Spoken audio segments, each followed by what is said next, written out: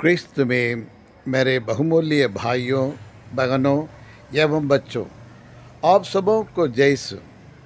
हमारे प्रभु यीशु क्रिस्त की कृपा, ईश्वर का प्रेम और उनकी शांति, अनुग्रह, आशीष, सामर्थ्य सदा सर्वदा आपकी एवं आपके परिवार के साथ रहे।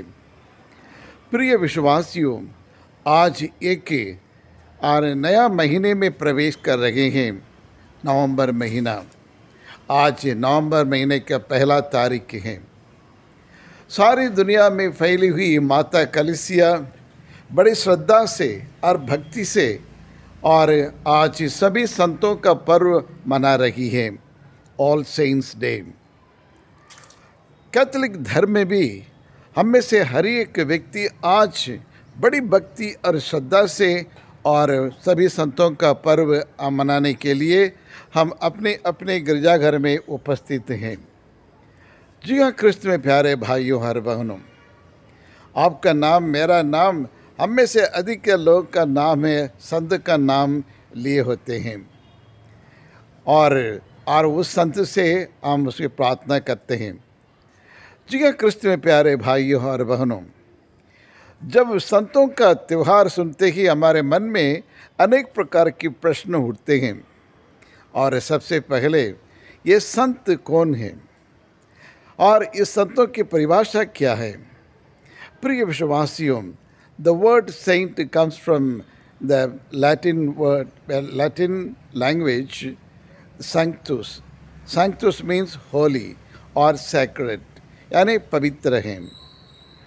और इसका मूल शब्द जो है और वह ग्रीक भाषा में से आता है, हेजियोस। हेजियोस मतलब सेट अपार्ट फॉर गॉड और set apart from the people, यानी और अन्य लोगों से अलग किए गए लोग हैं और ईश्वर के लिए समर्पित लोग हैं और ईश्वर के लिए अपने सारे जीवन को त्याग करने वाला लोग हैं। वो पवित्र लोग हैं, पवित्र जीवन बिताने वाले हैं।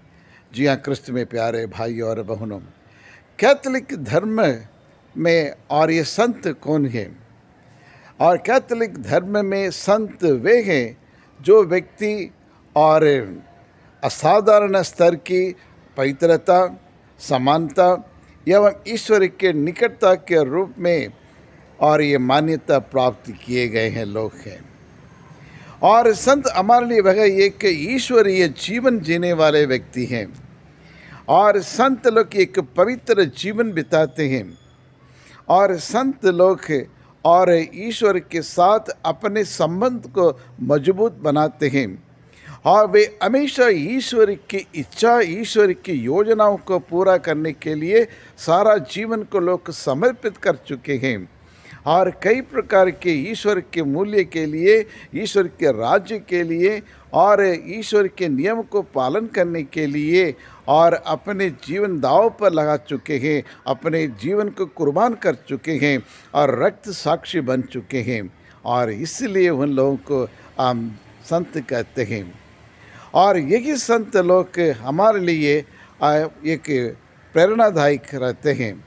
वे हमारे लिए प्रार्थना करते हैं, प्रिय विश्वासियों। लेकिन आज माता कलीसिया में और उनका भूमिका क्या है? What is the role of saints in the Catholic church? और इनको हम 3 शब्दों में कह सकते हैं। और एक तो मध्यस्था, और जितने भी संत हैं जो आपके लिए और मेरे लिए और ईश्वर से सिफारिश करते हैं, मध्यस्थता करते हुए ईश्वर की कृपा प्राप्त करने के लिए, ईश्वर का वरदान प्राप्त करने के लिए और हमेशा वो लोग और प्रार्थना करते रहते हैं।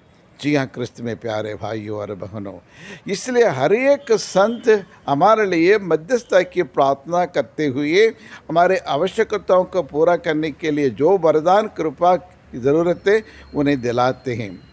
और दूसरी उनकी भूमिका यह है प्रेरणा।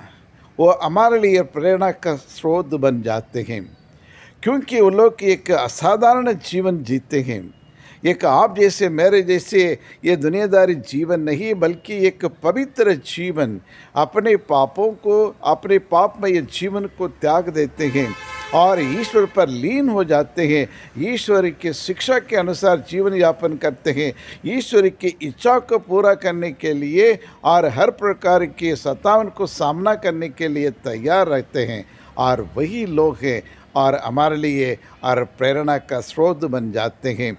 और उनसे हमें ये प्रेरणा मिलती है कि हम भी और ईश्वर की इच्छा के अनुसार जिए और एक पवित्र जीवन जिए, और हमेशा दूसरों की भलाई के लिए, दूसरों की विकास उन्नति के लिए हम अपनी इच्छाओं को त्यागते हुए, ये दुनिया की और जीवन को त्यागते हुए एक पवित्र जीवन जीने के लिए और हमें वे मोटिवेट करते हैं। जी हाँ, क्रिस्त में प्यारे भाइयों और बहनों, तीसरा, वह हमारे संरक्षक बन जाते हैं किसी देश के लिए, किसी शिल्प के लिए और किसी विशेष कार्य के लिए या किसी प्रकार के कार्य के लिए या बीमारी के लिए वो संरक्षक बन जाते हैं, यानी हमारी रक्षा करते हैं, हमें उस और खतरों से बचा रखने के लिए और उस बीमारी को बचा रखने के लिए, या फिर किसी देश के इंस्टीट्यूशन के नाम उसके रखते हैं ताकि उनके वो हमारी रक्षा कर सके, हमें सुरक्षा प्रदान कर सके। और यही तीन और मुख्य और भूमिका है और कैथोलिक धर्म में। प्रिय विश्वासियों, लेकिन संत कौन कौन बन सकते हैं? क्या आप संत बन सकते हैं या हम संत बन सकते हैं?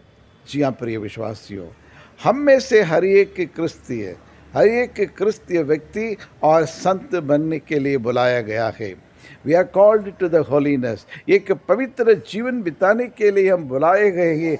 ईश्वर ने इसलिए मनुष्य की सृष्टि किया है और इसलिए हमें पवित्र जीवन बिताना है, हमें एक पवित्र व्यक्ति बनना है, हमें एक संत बनना है चाहिए क्रिस्त में प्यारे भाइयों और बहनों। तो एक संत बनने के लिए हमें क्या करना चाहिए? सर्वप्रथम हमें प्रार्थना करनी चाहिए। प्रार्थना, ये conversation between God and me, यानी ईश्वर के साथ वार्तालाप करना चाहिए।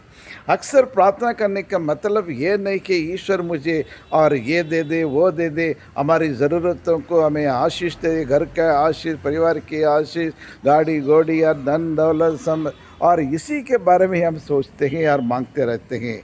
लेकिन प्रार्थना वो मात्र नहीं है प्रिय विश्वासियों। प्रार्थना ईश्वर में लीन होना है, ईश्वरीय सानिध्य में अपने आप को समर्पित करना है और ईश्वर की इच्छा के अनुसार चलना है।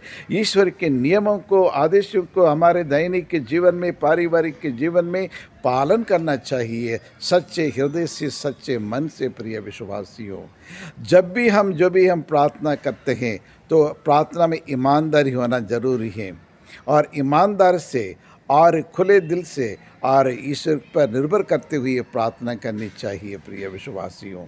और ये पहला कदम है और ये संत बनने के लिए।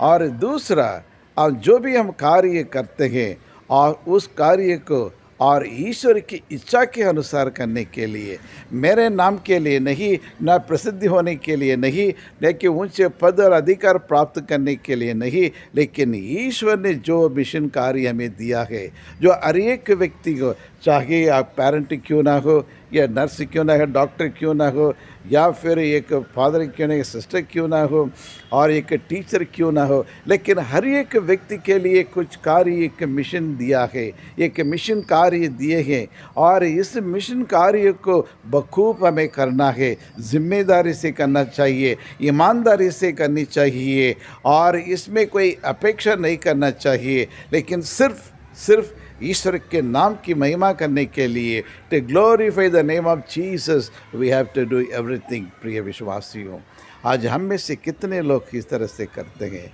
और तीसरा, हम हमेशा और ईश्वर के और योग्य पुत्र पुत्रियाँ बनने के लिए एक पवित्र जीवन बिताना ज़रूरी है।